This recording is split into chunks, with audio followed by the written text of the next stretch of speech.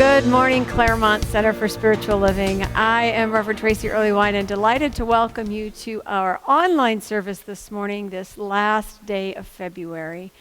What a gorgeous day it is, and how delighted am I to just be here with you. Even though we're not in the same room, I know that in consciousness there is no time and space, and we come together in this community as a way of remembering a greater truth, as a way of uplifting each other, as a way of tapping into that power that lives in and as us beyond our daily activities. So thank you for coming. Give yourselves a little pat on the back for giving yourself this gift, and welcome, welcome, welcome. So this morning we'll start off with a reading and a little prayer and sort of get that centered energy going before we leap into our talk. And what I want you to know is that right where you are, Spirit is. Whether I'm speaking or you're thinking or our practitioner Pat is praying, that in and as all of who we are, Spirit is present. And so let's take some time and truly feel into that awareness of this one presence. So close your eyes, get comfortable,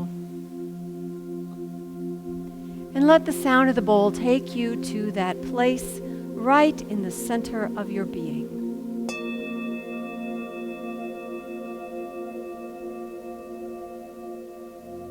With every breath, dropping deeper into a place of spiritual peace.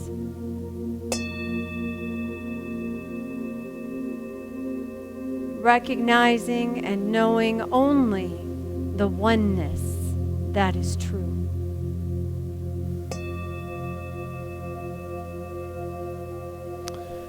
Oh my, yes, that oneness and that spiritual peace, that is our truth right here, right now. So please join me in bringing all that is, bringing all of that is into you and your frame. Breathe it all in. So I want to share with you just a little God moment from my morning. So when I was at the park this morning, there was a couple of brand new baby Egyptian geese. And it so struck my heart this morning because they were with their mom and dad, and it was a little bit dark, not quite sunrise yet, and it was amazing. It's the gift of life and the gift of a new day. And oh my gosh, they were little and cute.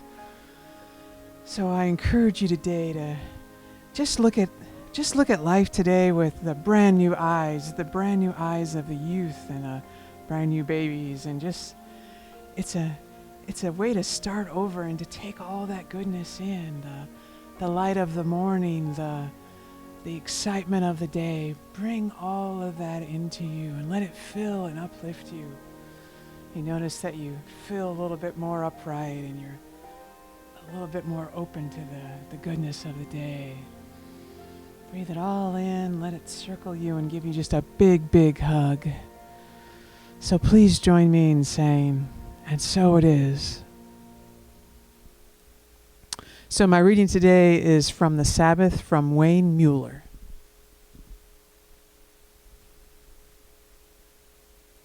At one retreat, there was a woman, a potter. She'd been having difficulty with her pots. She would center her clay and then kept bringing it out and out to its edge, and then pushed to its limit, it would collapse. Over and over, she would center it again, raise it, bring it out to its farthest edge, and it would collapse. Eventually, she would tire of this challenge of pushing the clay to its edge, and then reluctantly surrender to the fact that she needed to keep the clay closer to the center. As she spoke of it in this quiet room filled with Sabbath pilgrims, she recognized something that she had missed. She realized that she was not the potter, she was the clay. She had been brought again and again to her edge, only to collapse. The invitation was clear: to lift her life close to her center. Properly centered, the clay would hold. And so it is. This month, we've been speaking of love's language, talking about the different ways in which love shows up as our lives and how to use language that supports life.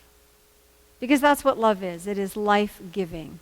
And as a universal truth, it is part of the same list of attributes, if you will, of peace and balance and harmony, the things that we aspire to in our daily lives and as human beings often fall a little bit short of in our experience.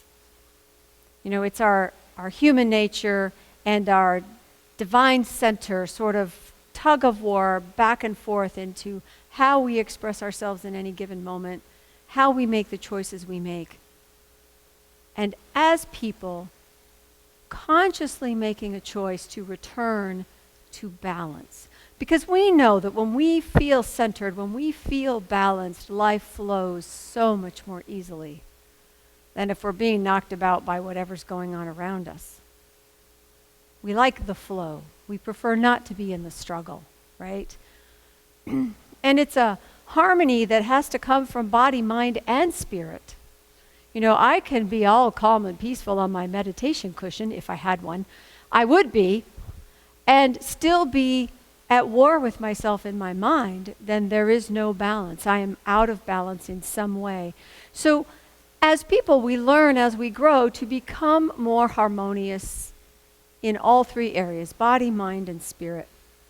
And what we know from our teaching, from our lived experience, from our spiritual practice, is that when we put our conscious attention on the harmony that lives within us, on the peace that lives within us, when we choose to focus on love and to come from love, we're really setting a direction and setting up the experiences of our lives.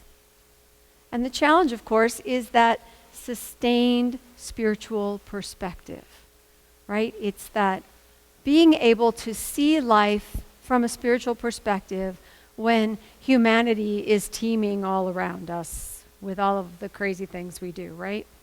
It's so easy to get pulled into someone else's drama, you know, or the emotional debris of a bad relationship. It's so easy to get sucked into even doing things we wouldn't normally do if we were being conscious and aware and deciding with purpose. On the flip side, you know, we're not robots, right? We can't detach from our emotional life, and you know, that's a pretty sterile lifestyle if you're never engaged or you're trying to keep everything at a distance so you can keep your balance. That's not how we're meant to live either. The key, I think, is to be able to engage and not feel like the victim of our emotional reactions or our family history or the medical diagnosis or the balance in our checkbook. The call is to feel the sense of power that we say we are, even when we're in the midst of daily life. And I have a sort of a picture for you, a metaphor for what this might be like. And I'll start by telling you the name of the talk, which is Break the Trance. So let's say that you go to a play. You walk into the theater, you find your seats, the house lights go down, the curtain pulls back, and the actors begin to interact on stage. And within a few minutes, if it's a good play, you forget that you're in a theater and you are simply part of the story that's being told in front of you. And you get engaged and invested in the characters and their personalities. And you have, maybe you cry, maybe you laugh, maybe you get mad at one of the characters. Whatever it is, whatever that story is, you are pulled into and with it. And then when the final curtain comes down and the house lights go up, you sort of come back to yourself, remember that you're in a theater. Maybe the actors come out on stage in order to engage in a dialogue with the audience, to talk about what was it like to play that part and what did they have to dive into in themselves to make it real and to answer your questions. And that's really a metaphor for life. We move through our daily life with all these things being played out in front of us. And most of us are a little bit addicted to the shows and the busyness and the activity. And isn't it sometimes more fun to live someone else's life than to be in your own? So we get sucked in. And if we do not have a regular spiritual practice, or if we have not built some time into our routine to take that step back, to let the house lights come up, we're going to be walking through life in a trance at the mercy of whatever scene is playing out in front of us. It's challenging, I think, to create that spiritual practice which allows you to step back without becoming disengaged from life and still fulfills that need for remembering a greater truth. You see, the feelings that we have, the reactions, the way we fall into the story, what we think about, all of that is real. It's not that that's some kind of an illusion. It's just that whatever story we're watching isn't the truth. Why do we do it? Why do we go to movies? Why do we read books? Why do we go to plays? What are we doing? Well, what I offer you is that we're all trying to find out about ourselves. Because isn't that what happens with the good movies? Don't you have a scene from some movie that you know was a pivotal point in your own thinking? Or is there perhaps a relationship that's played out on the screen and you recognize yourself in it? Roger Ebert, the movie critic, talked about movies this way. He said, movies are the most powerful empathy machine in the arts. When I go to a great movie, I can live someone else's life for a while. I can walk in somebody else's shoes. I can see what it feels like to be a member of a different gender, a different race, a different economic class, to live in a different time, to have a different belief. The great movies enlarge us. They civilize us. They make us more decent people. We listen to stories because in doing so, we learn about ourselves. And if you think about your favorite movies, I guarantee you there's a theme in that movie that is one of the themes of your own life.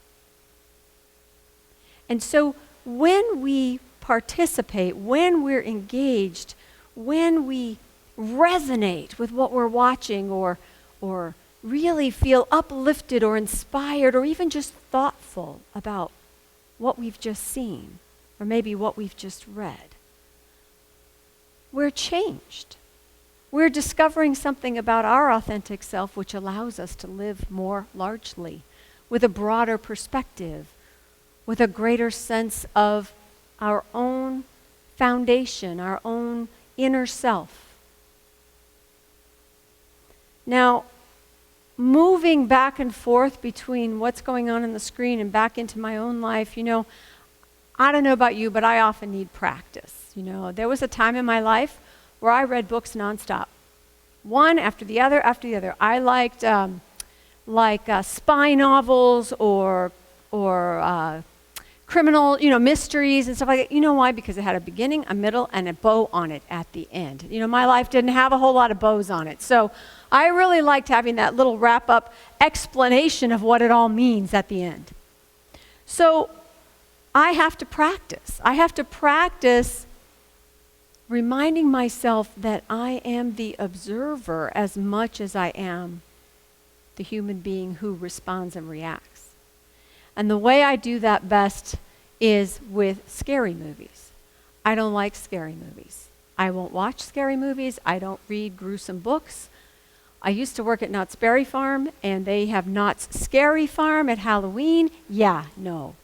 I've gone with friends who love to run around and scream. Reverend Jennifer, yes. I, however, have to stop sometimes stop in my tracks and remind myself that That is not a real zombie. It is not a real knife. They are not really after me. I am at an amusement park, even though I am not amused. But when you think about it, that's really what we're talking about here. I'm remembering that I am more than whatever's going on around me. And isn't that what we talk about almost every week?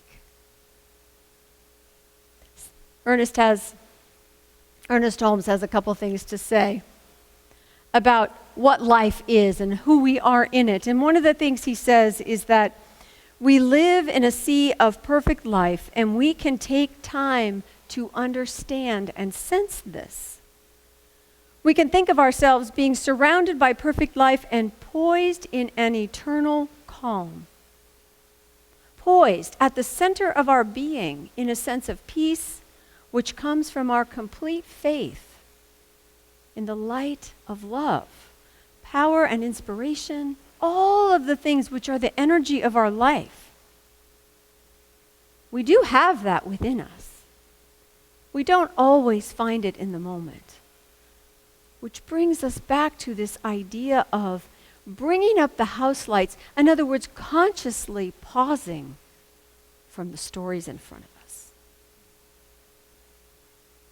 Because come on, be honest. Do you really remember in the middle of a relationship that all of the nonsense going on, at least some of it isn't yours, it's theirs? Or are you able to steady yourself when you're in the middle of some uproarious family dynamic thing? Are you in a sea of poise and calm if you're looking at your checkbook balance on a rough month? That's when you want to ask yourself, okay, time out. Whose movie am I responding to? What's the story that's going on in my head or going on in my feelings? I am the observer as well as the one living. When I get pushed to my edge, am I going to collapse or am I going to recenter? And the truth is, we've all had a lot of edges this year for all kinds of reasons. I don't know about you, but I've been finding out a lot about myself as I move through these different dynamics, as we see this not before in our lifetime set of circumstances coming at us month after month. Hard pressed to find a sense of balance within. And that's really the key, isn't it? Yes, we are spiritual beings. Yes, we have a perspective of love and peace. We have a place in our heart that has room for all. And we are in the midst of a world that does not look like peace, does not always feel like love, doesn't seem to bring joy. And yet, it's always there at our center, the center of our being. Where in your life would you benefit from bringing the house lights up? From taking a little step back and maybe engaging with the actors in conversation? What if you talked to your fear? What if you asked your doubt to write out the list of questions?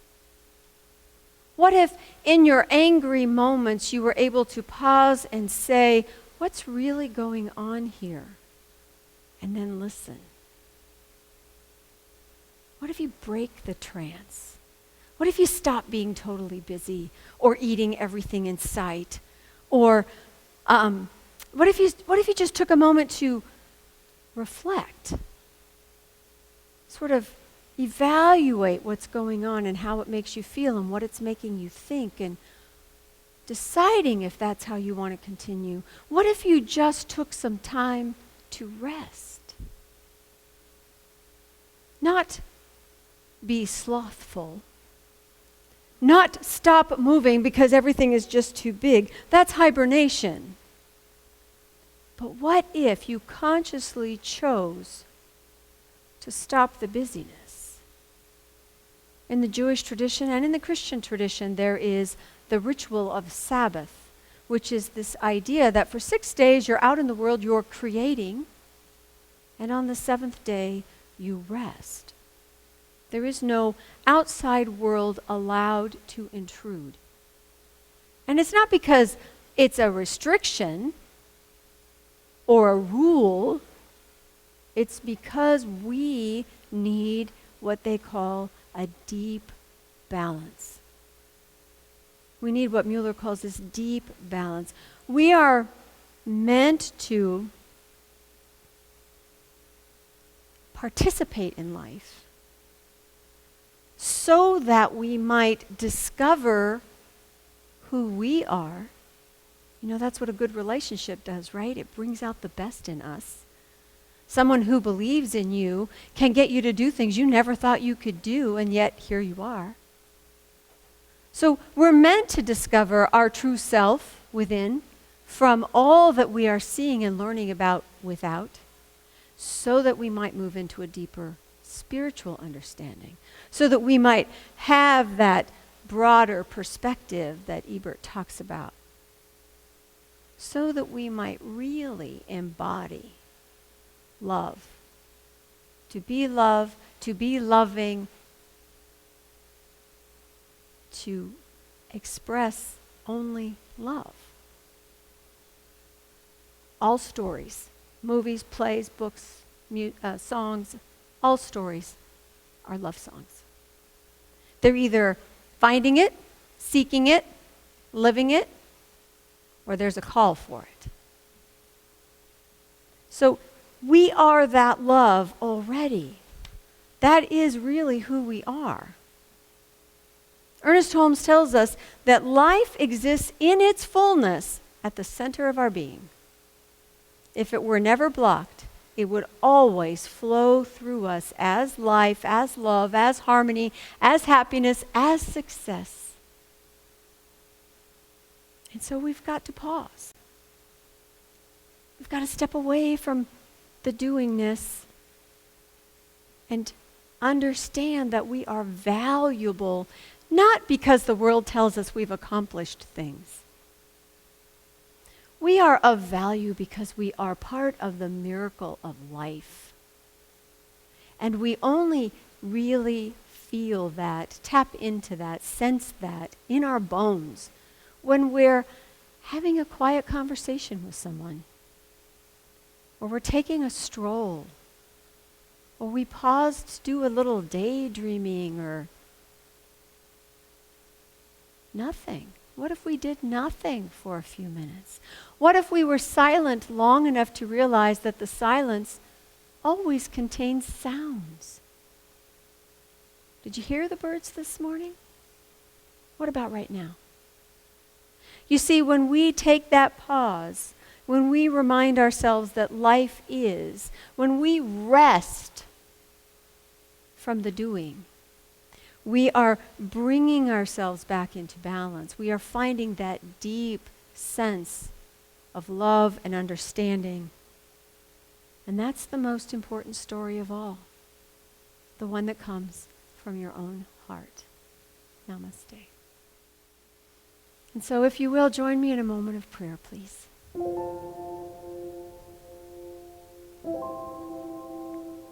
Right here, right where we are, the energy of life, that energy of love flows through and as each of us. There is a sense of self that comes not only from the body or the mind, but of the spirit. This wholeness that we are, this complete expression of life, is here, always within us. And so I speak a word for an awakening. I speak a word of awakening to that divine nature in every heart, to that place of power that is rooted in love and peace and joy and beauty. For I know that as life has a consciousness of wisdom and clarity and balance, that balance, that clarity, that wisdom is available to and as each one of us. And so as we awaken, as I awaken to the spiritual truth of my being, I see more clearly. I act more lovingly. I find more love everywhere I look. And if it is true for me, it is true for all, that as each person goes within to their own heart, their own story, there is a blossoming, a growing, a givingness that must express. And it is good, and it is beautiful, and it is love in form. And how grateful I am. Grateful for the love to be seen and felt and given and received. Grateful for the blessings of this life as life. Grateful for the teeming world and the silent peace within. For I know that in balance, in spirit, wholeness is. Life is. I am that. And so I release my word into the workings of the law. For I know that the consciousness of the one mind creates and becomes and shows me all that life is according to my word.